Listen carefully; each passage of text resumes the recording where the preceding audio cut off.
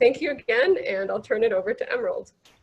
Well, thank you very much. I'm going to share my screen, and I should just say that this is sort of an examination of a microcosm of the Russian oil industry specifically. And it is my belief that sort of understanding the minutiae of these specific examples will sort of contextualize what you probably already know about the Russian oil industry and the inherent sort of politics that go along with it. And so that's my little spiel about why Kogalym is important, even though it is so small and seemingly insignificant.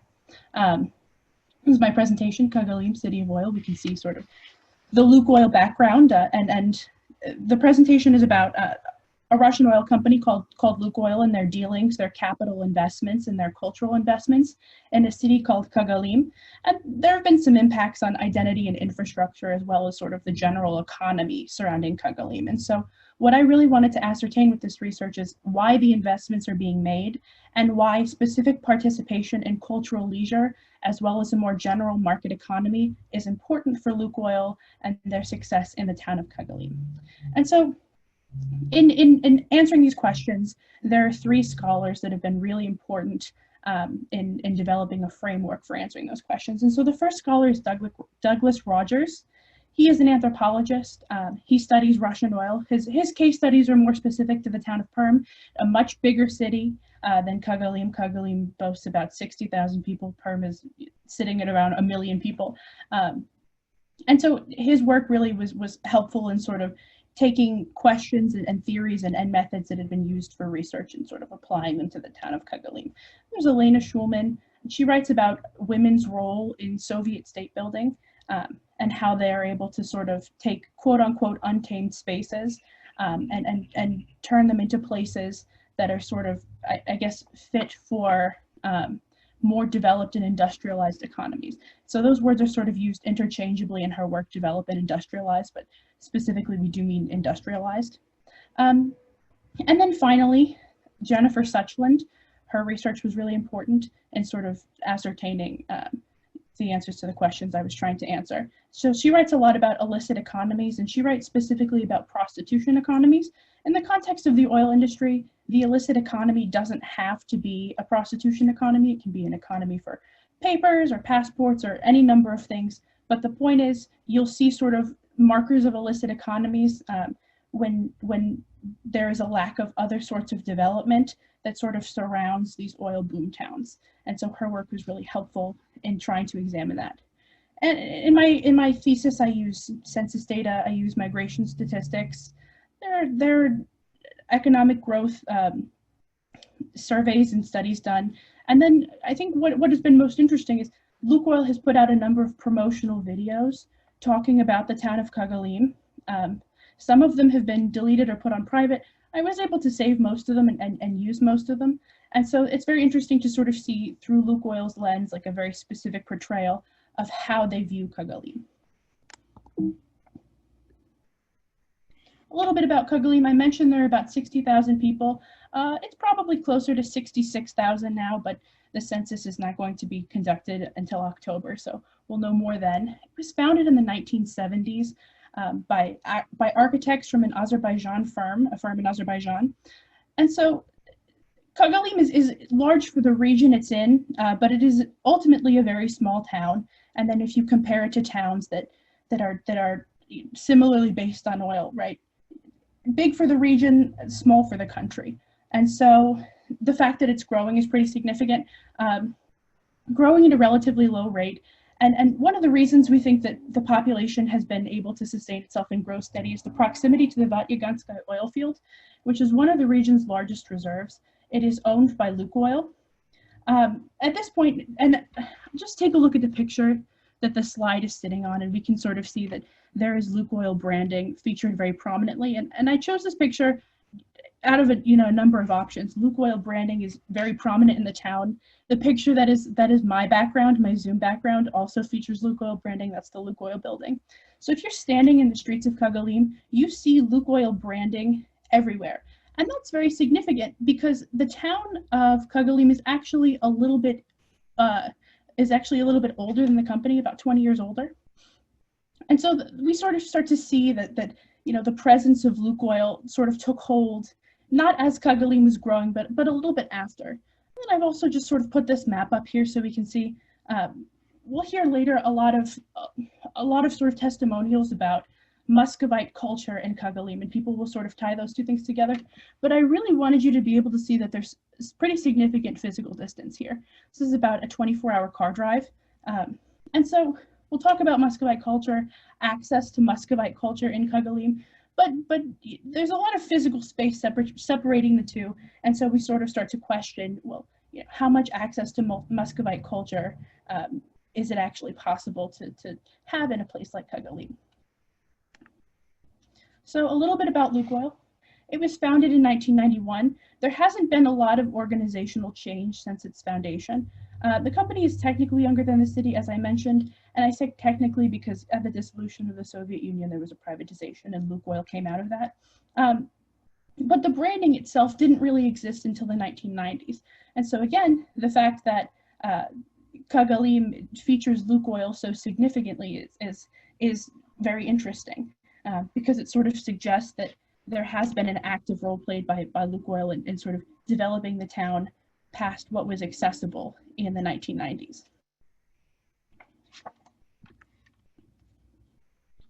So this all started for me in March of 2019, and that is when a branch of the Melikian opened in Kogalym, and until this happened, I had never heard of the town of Kogalym. And so there was a dedication and there was a celebration, and that's sort of what's pictured here most prominently on the slide. But the Melikian is a Muscovite theater. It's in Moscow. It's more than 200 years old. And so there was a dedication, and you know, government officials came and cut ribbons and handed out awards, and they talk a lot about how it is important that we are able to appreciate classical arts in places like Kogalym, and they use phrases like bringing Russian culture to Russians. First of all, Kogalym is only about 60% ethnically Russian, so there's sort of more to be said than just ethnic Russians who are inhabiting Kogalym. It's more like you know, there are more people who inhabit the town than that would sort of suggest. And so again, you know, I pulled these phrases from news articles. Kogalym is the Moscow of the North, but of course, you know, that's not necessarily true. More specifically, right? Kogalym was built. Kogalym was built because of oil, and so now we will see like the theater come out. Pardon me. There's like a huge noise outside my window. It's clearly distracting me. I'm going to close that, and hopefully. Yes, sorry. So giving Russians access to Russian culture is sort of a line that has accompanied the foundation of the Melikian. And so the point about access to Siberian beauty and access to Siberian culture. So we sort of tie, right, like Muscovite culture and Siberian culture, two things that don't necessarily go together. And then you have lines about the facade of the building, and they'll say it's exactly what you would see in Moscow. So we have these two conflicting ideals. We have the notion that Moscow exists in Kogalym, and Kogalym is specifically upholding Siberian beauty. And so, and I just want to mention, I have two pictures here that sort of show exhibits that are inside the theater. As you walk down the hallway to your auditorium, you will find sort of museum-like exhibits, right? And they feature the history of the classical arts, the theatrical arts, not so much to do with Kogalym, but we sort of see that history. So that's how the theater is framed for people in terms of like Muscovite theatrical arts. And so I've put a red circle over this little exhibit right here. It's actually a key that says Lukoil on one end and Melikian on the other. And so that's just an example of bringing that branding together, right? So you'll have like Lukoil tied into the theater in ways that are visual, like the key. If you were to log on to the Lukoil website, you would see the Melikian website, you would see Lukoil most prominently featured as a partner, as a sponsor. All the sponsors are listed at the bottom, but in the largest type site, most prominently featured, is of course Lukoil. So you have those ways that branding is merged from the theater to Lukoil, and that's true of a lot of different aspects of Kogalym, right? But this is sort of the biggest, most expensive recent expenditure. So I want to talk about the only museum in Kogalym. And there are some exhibits in the theater, but it's not a traditional museum in the same sense that this is. And so this museum is first and foremost geared towards children. And so I've circled Moscow to Kogalym, right? Because it's another visual example of bringing together two places that are separated by a lot of physical distance. And I've picked pictures here from review websites because I didn't want you to see it through a promotional lens. I really wanted you to sort of experience the museum exhibition center through the eyes of somebody who is walking through it. And I have circled all instances of the Lukoil logo. I've actually missed a couple. There are more here than I've circled, but I've circled 4 instances of the Lukoil logo. And so as you're walking through the museum, there are these boats for children to play on and these valves and wires that sort of represent the oil refining process. There's a little bit about the natural world that surrounds the town, but ultimately what you'll sort of see is these awards that tie Lukoil to achievements that have advanced the town in a number of different ways. So it's sort of bringing Lukoil together with markers of the town's success and growth, and it's really prevalent throughout the entire museum in exhibits that wouldn't necessarily have anything to do with awards. So they're just, these cases are sort of out of place, right? The Moscow to Kogalym sign is hanging on a train that sort of suggests that settlers came to Kogalym via train, Russian settlers, and settled and built the town. That's not exactly accurate. That's not exactly what happened. As I mentioned, Azerbaijani architects actually built the town in the 1970s, and people on trains, oil workers, came a little bit later. So what we're really seeing is the curators of the museum's understanding of how Kogalym came to be founded. And because it's the only museum, it's the only representation, this is what the people of Kogalym come to understand as their culture. And so I want to talk about the broader notion of the Siberian shift city. And a shift city is a work camp typically for natural resource extraction. In these camps, there will be a place to eat, a place to sleep, and that's about it. No real stores, no real services, right? This is where you sort of see the addition of the illicit economy, right, to sort of keep people entertained and bring people modes to I guess, further their income and things like that. But for the most part, in terms of the market economy, there's very little to work with because there's so little infrastructure. So yeah, no infrastructure, no services. And ultimately, it's not a fun place to be. You are surrounded by people you don't know. Many times you won't speak the same language as them. And so the question on everyone's mind is, when can I leave? And for Lukoil, sitting on the largest oil reserve in the region, to see a return on investment, it makes financial sense to make Kogalym livable. And now with an infrastructure that can house 60,000 people, people are willing to stay and exploit oil. And so the problem for Lukoil was, well, how do we turn this shift city into sort of a more viable city with a market economy so that we can essentially exploit the entire oil field instead of, upholding a place where people need to continue to be trained and we need to continue bringing in new people because people just want to leave. So the question is, at what point does a shift city become a place to permanently live? Well, a note on Kogalym, there are all these writings about how difficult it was to build there because it was so cold. They needed more insulation than you typically would in typical glazed windows or triple glazed windows. And things that just sort of made it difficult to establish a livable infrastructure.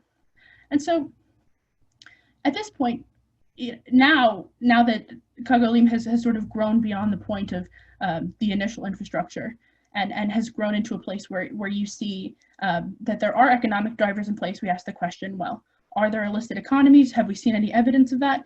And what has sort of suggested that Kogalym is now a place that is grown beyond a shift city is that there isn't a lot of evidence of an illicit economy. And what you have instead is you have the sale of oil, which is, of course, perfectly legal to sell. It is sort of the sole economic driver of that economy and the sole mode of economic growth.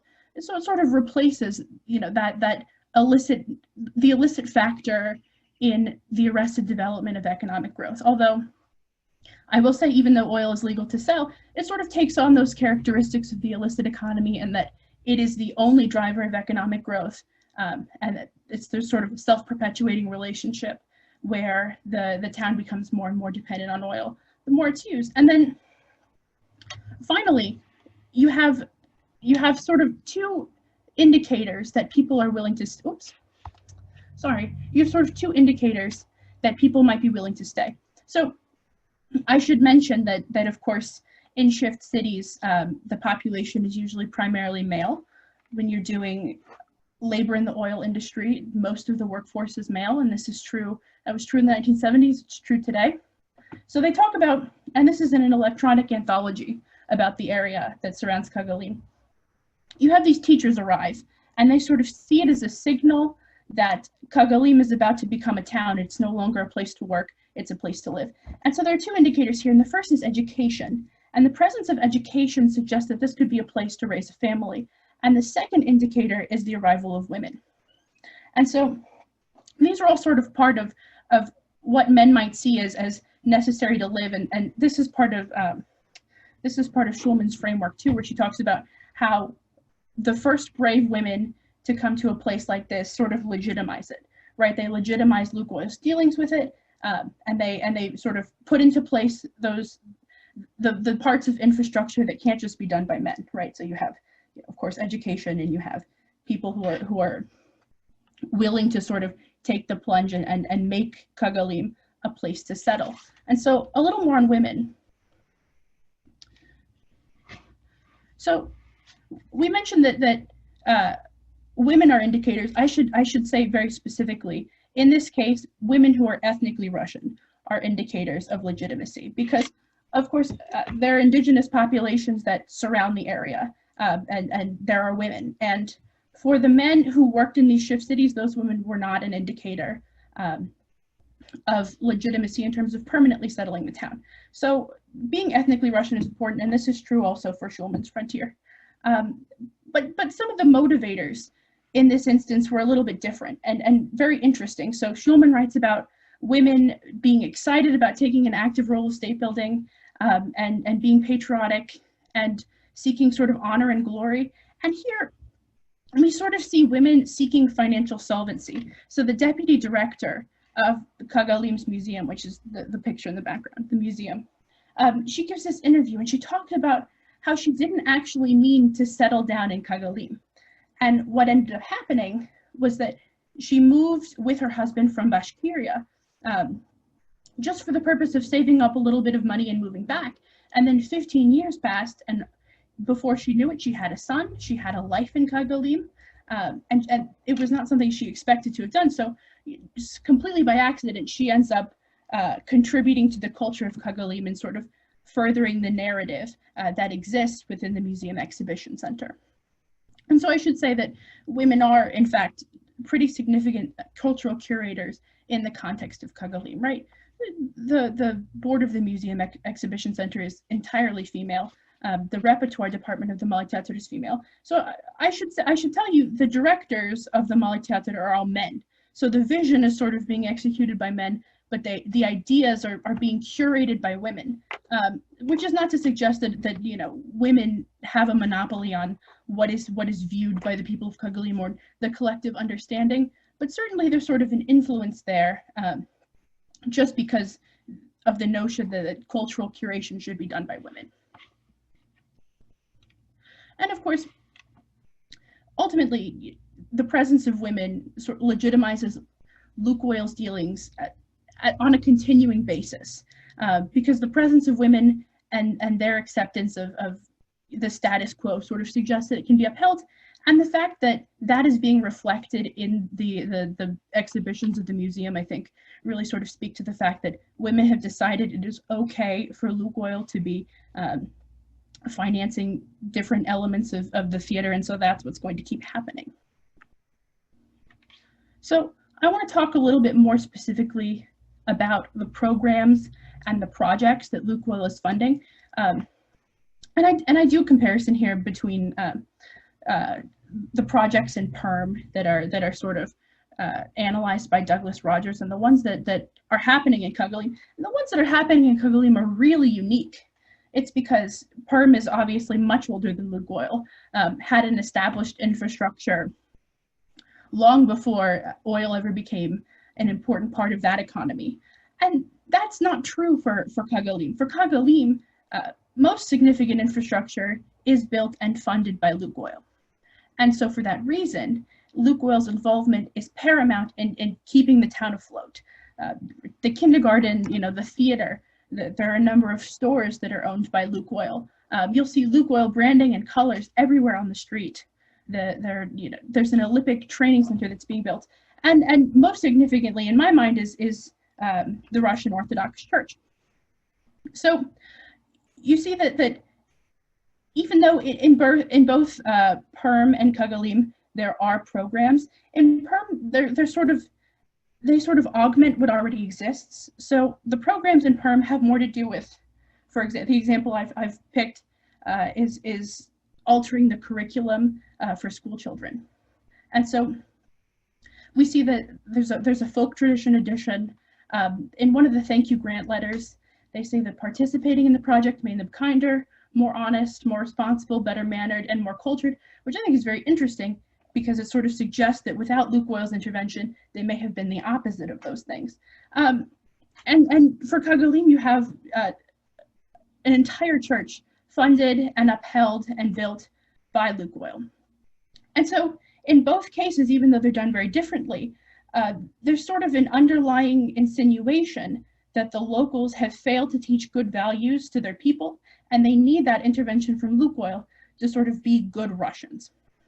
And so in this way, endless wealth defines culture and leisure and the experiences of these citizens, because the infrastructure is quite literally being changed on sort of a deeper level than it is in Perm. So I talked about indigenous Russians. I haven't really mentioned any specifics up to this point, but there's a group that sort of surrounds Kogalym called the Khanty people. I've put these two pictures up next to each other. I've chosen this picture. This is a Khanty family that has simply been photographed at home, and this is Khanty representation in the dedication of the Melikian. And so I should say this family is not in their indigenous dress. Their indigenous dress does not look like this. It doesn't look like either of these images, sort of like very bright neon colors, a lot of greens and pinks and things like that. You can sort of see in the background here an article of indigenous dress that nobody is wearing.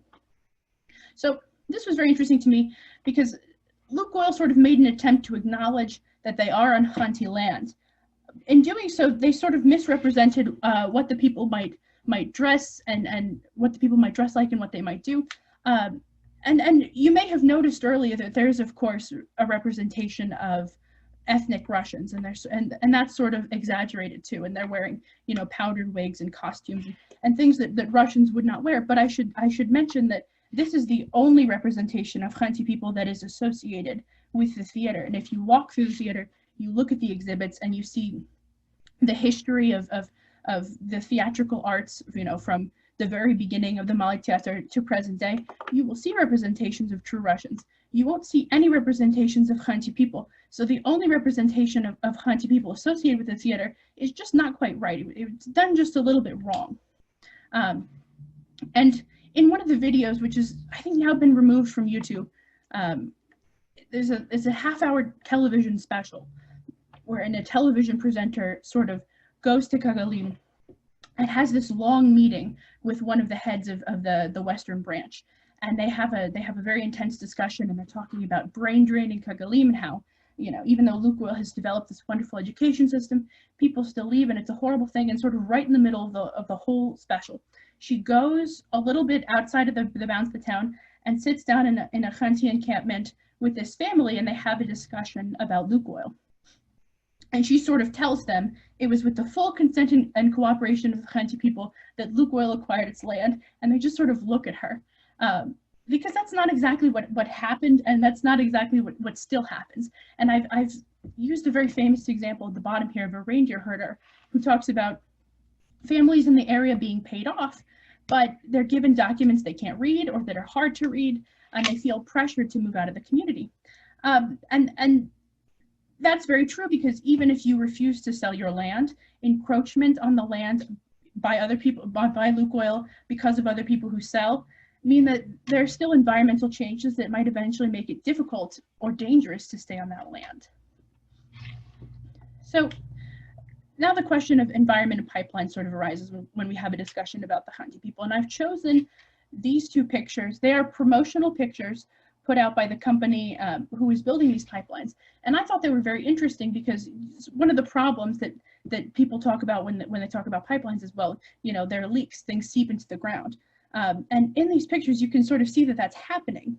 And so I think it's very interesting that these are sort of like the promotional pictures. They sort of showcase some of the criticisms people have of pipelines. And so if you log on to any oil company's website, you know, Russian, non-Russian, it doesn't matter, prominently featured will be the notion of corporate responsibility and sustainability, which sort of clashes with the idea that oil harvesting is inherently destructive of the environment.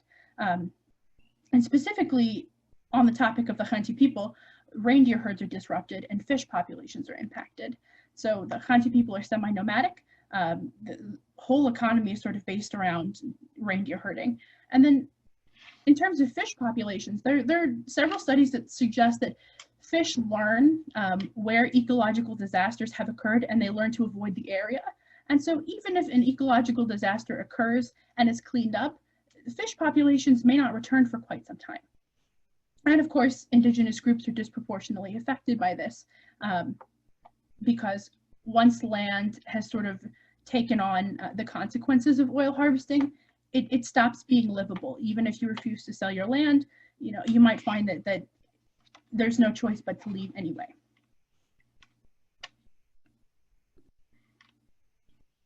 So the city of Kogalym, right, and I use sarcasm quotes because I don't really consider it a city. I've chosen my favorite monument to sort of showcase in the background here, and this is the oil drop statue that is prominently featured right in the center of Kogalym.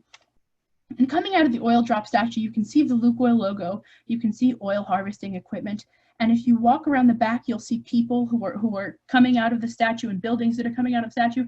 This is a very clear message representation that Kogalym needs oil to survive, and Kogalym is built on oil, and these two things are sort of inextricably tied. So the success of Lukoil is the same as the success of Kogalym, and this is to the detriment of the Khanty people.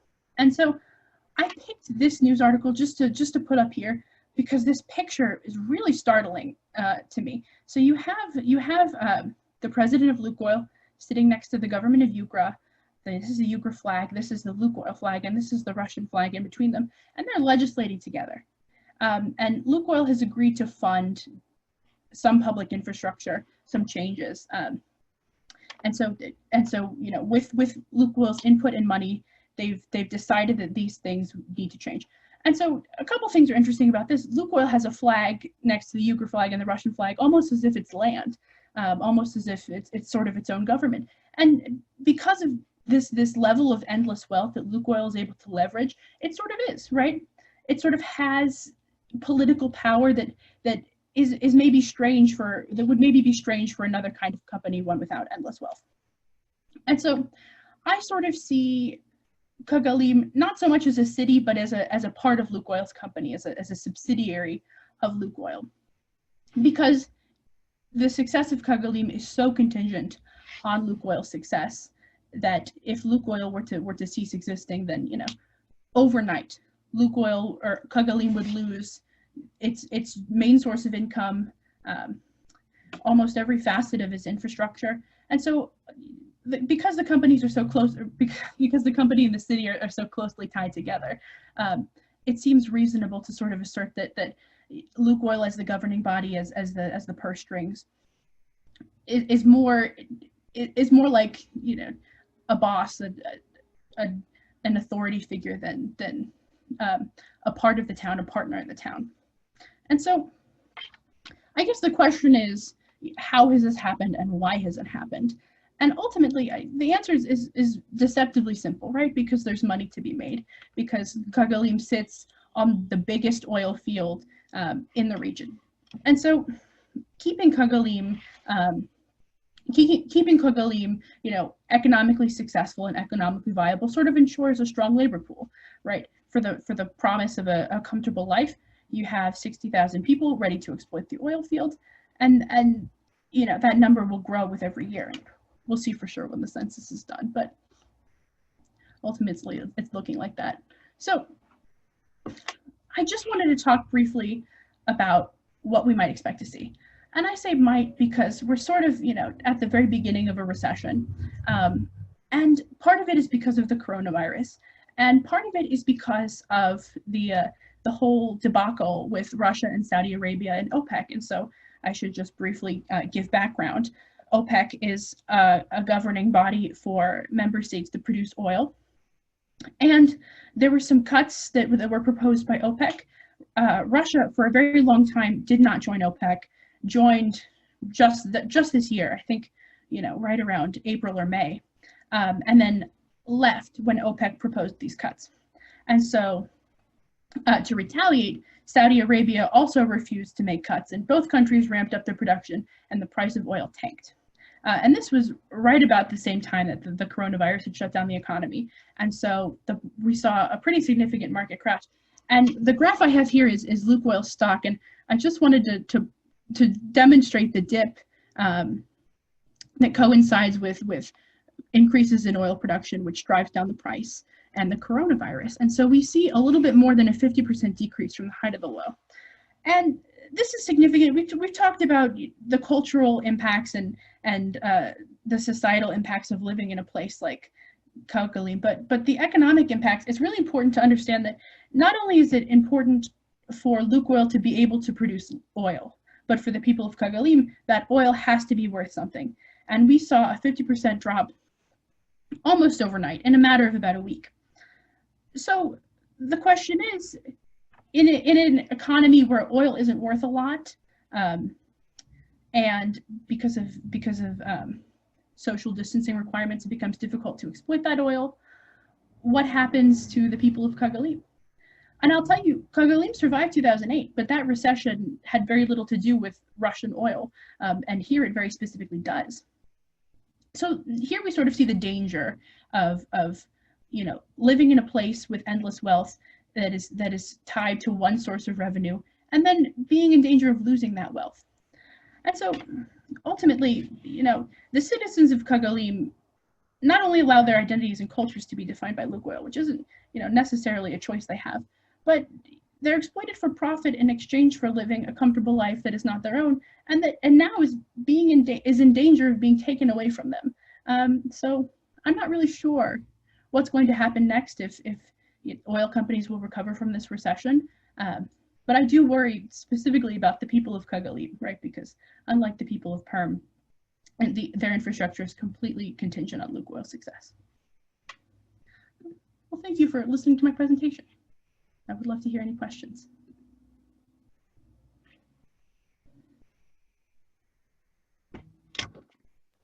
Okay, so we do have time for your questions, and I think that the size of group we have, I think people can actually probably just ask their questions. You don't have to write them in the chat, but if you would prefer to write them in the chat and have me convey them to Emerald, I am happy to do that.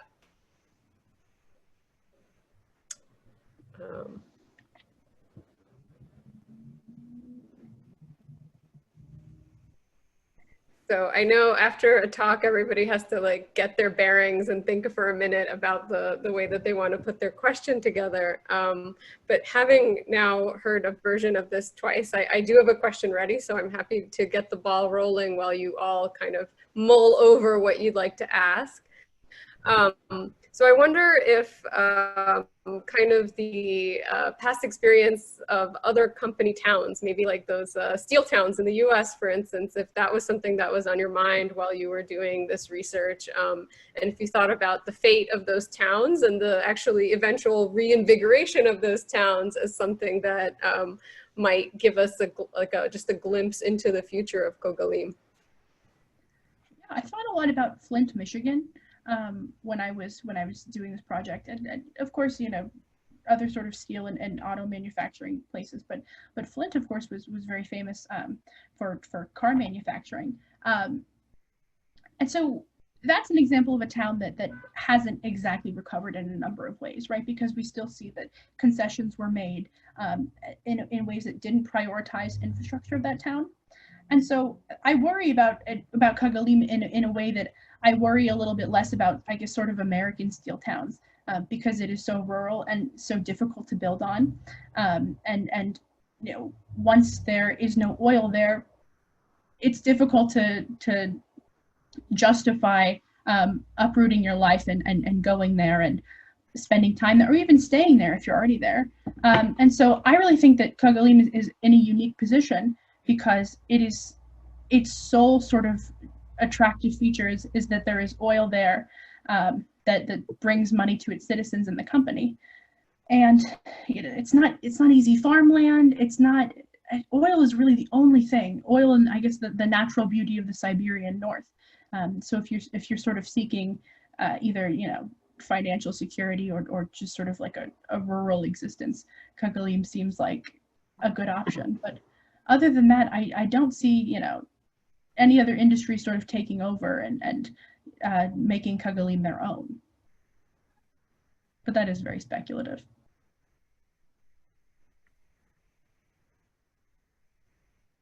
I have a question. This is Nick Rizos in Lake Havasu City. What percentage of residents of Kogalym would you estimate are tenants versus homeowners?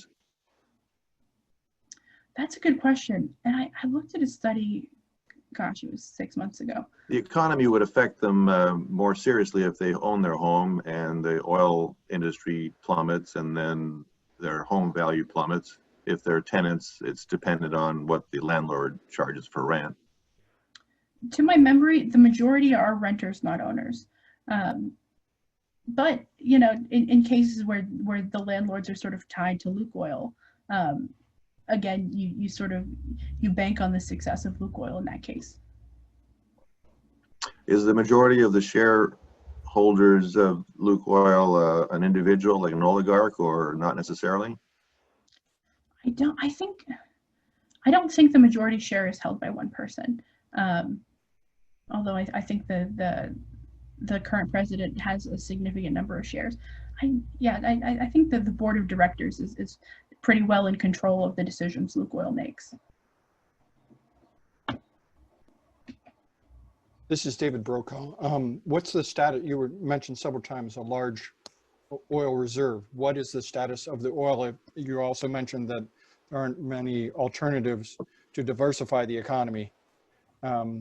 So what are they projecting as far as the reserve? How long do they expect it to last, given the unpredictable nature of oil demand, particularly now?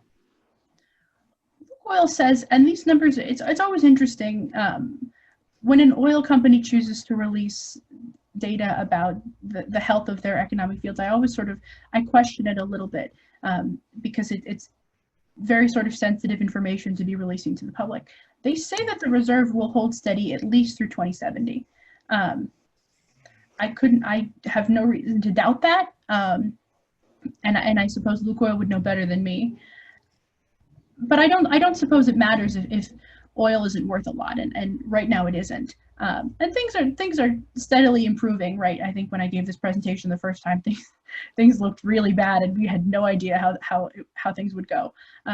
For now, I would say that the reserves are pretty strong, and Kogalym is not in danger of immediate collapse.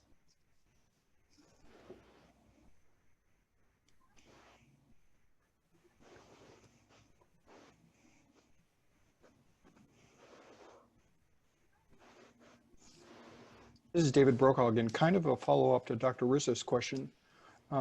Is there any sense of the percentage of kids who are born in the city that stay, you know, I don't know about higher education, but and find jobs there, and that is, they consider that their home, or do they go off to other bigger towns, cities, for not only for university or even secondary education, but to find jobs outside the oil industry? The reason it's hard to say is because people have only been tracking this data, or I guess Lukoil's only been focused on this data since Lukoil's existed, so about 1991. But that first generation of kids who sort of grew up in the 90s, a significant number of them left and didn't come back. I think it was like 18–19%. And so in that instance, right, there was that conversation that a television presenter had with one of the corporate officers in charge of the Western branch of Lukoil. We talk about brain drain, and so they've really been prioritizing education in order to I guess, entice more people to stay, because with every generation, right, there's the danger that number grows, and keeping a steady labor force is such an important part of being able to leverage that oil field. And, you know, and between censuses, it becomes sort of difficult to say whether things are growing or shrinking. I think they're growing right now, but you know, between 2000 and 2010, between those two censuses, I think the population of Kogalym only grew by a couple hundred people. And so there is some evidence that people are leaving, and they're really trying to combat that. And they've got like this cool new high-tech kindergarten and special Lukoil curriculums for schools, and you know, and a whole oil exhibit in the museum. And really they're focusing on mitigating some of that brain drain.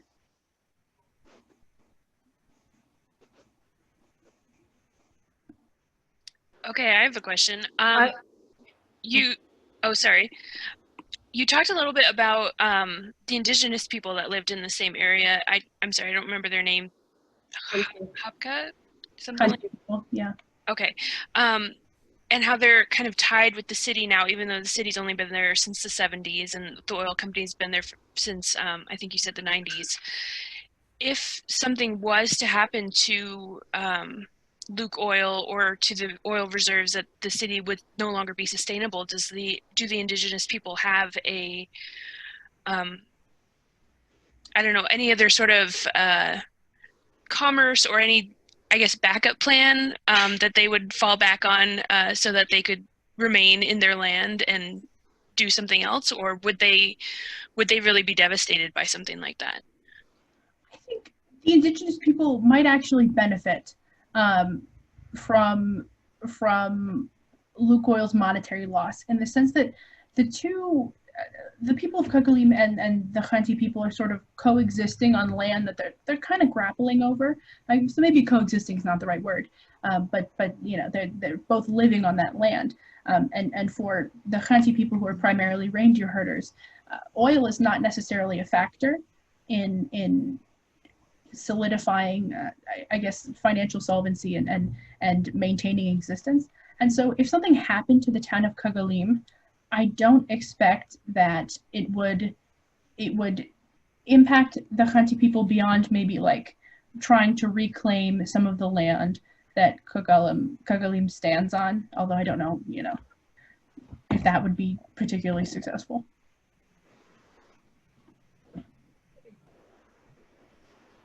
Rosalia, did you have a question? Yes. What is the rate? What is the crime? What is the rate crime right now in Kogalym? Situation. It's very low, and actually, so the crime rate is so low that every crime is sort of published online, and you know, I think there were I want to say 8 published I guess reports of crime in the beginning of months of 2020, and the last time I looked was March of 2020. So between January and March, there were 8 crimes, and so there's really not a lot of crime that is, or at least that is being looked into by the police in Kogalym. Please, something good about this. Okay. 1+. Yeah. Thank you. Thank you. Okay. Any other questions for Emerald? She's back to America? She's in America. She's virtually in Kogalym. Okay, well, I think we can all agree that for undergraduate research, this definitely represents the excellence that we have at ASU, and we're very happy that Emerald agreed to come back and present her work to us during this very unique CLI season. So thank you so much, Emerald, and we wish you the best of luck at American Express. And we want to give you just a round of applause. Oh, thanks. Cool. Great, and thank you everyone for coming to another CLI event. We have even more things going on. Tomorrow we have a presentation from Jamie Edmonds, who just finished his PhD at ASU about COVID-19 in Indonesia. We have even more events coming up next week, including a combined Uzbek-Armenian culture night. They won't even tell us what's going on. They just said that they've combined forces to showcase Uzbek and Armenian culture. We have a presentation on Turkey and Russia beyond the myth of historical enmity, which is sure to, teach us all about the current and historical relationship between those two powers and neighbors. Even after that, we have a Macedonian and Polish culture night. We've got a wonderful animator coming to talk to us about, Kazakh animator coming to talk to us about her work. So I'm sorry for your email inboxes, but because we have so many exciting things going on, you will continue hearing from us about it, and I hope that you will continue joining us. So thanks again, everyone, and I wish you a wonderful rest of your day. Thank you, especially to Emerald. Thank you.